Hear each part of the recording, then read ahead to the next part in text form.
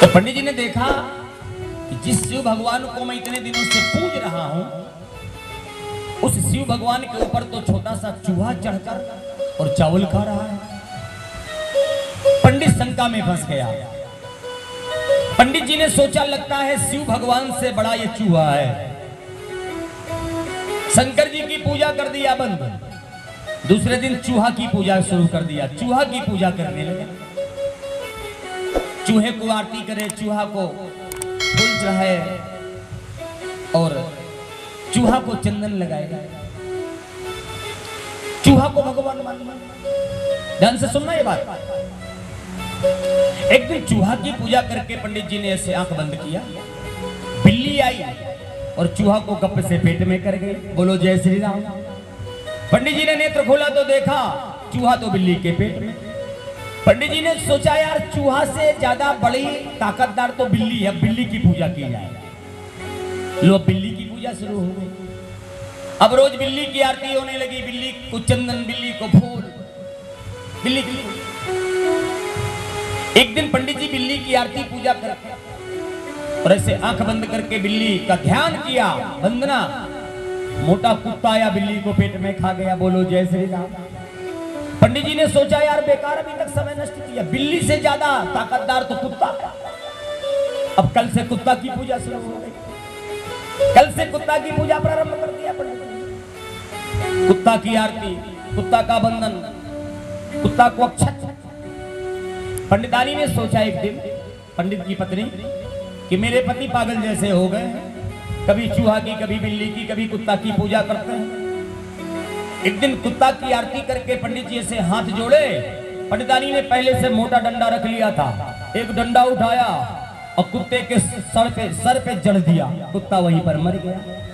पंडित जी ने नेत्र खोला तो देखा कुत्ता तो मरा पड़ा है। किसने मारा? बोले पंडितानी ने। ओहो, कुत्ता से ज्यादा ताकतदार तो मेरी पंडितानी है। लो पंडितानी की पूजा शुरू हो गई। अब अपनी पंडितानी की पूजा शुरू कर। भाई बहनों, एक दिन दोनों में हो गई थोड़ा नोक-झोंक। अब पंडित को ये भूल गया कि मैं तो अपनी पत्नी की पूजा करता हूं, पंडितानी की पूजा करता हूं। दोनों पति पत्नी में थोड़ा नोक-झोंक हुआ। पंडित जी को थोड़ा गुस्सा आ गया। एक थप्पड़ जड़ दिया नाक में पंडितानी के।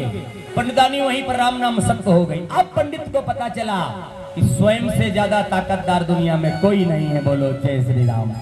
खुद से ज्यादा ताकतदार कोई कुछ नहीं है। भाई बहनों, हम लोग भी इसी प्रकार भटकते हैं। ये तो छोटी सी एक कहानी।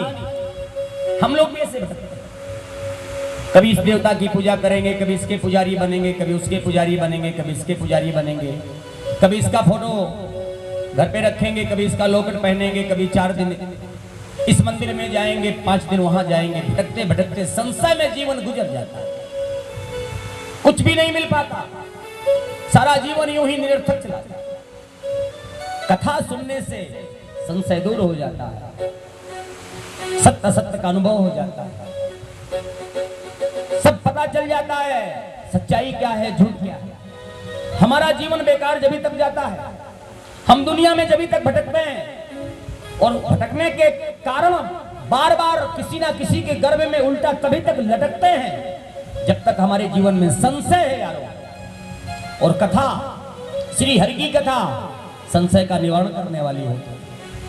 अगर ईमानदारी से सुना जाए तो सारा संशय खत्म, सब पता चल जाता है झूठ क्या है और सत्य।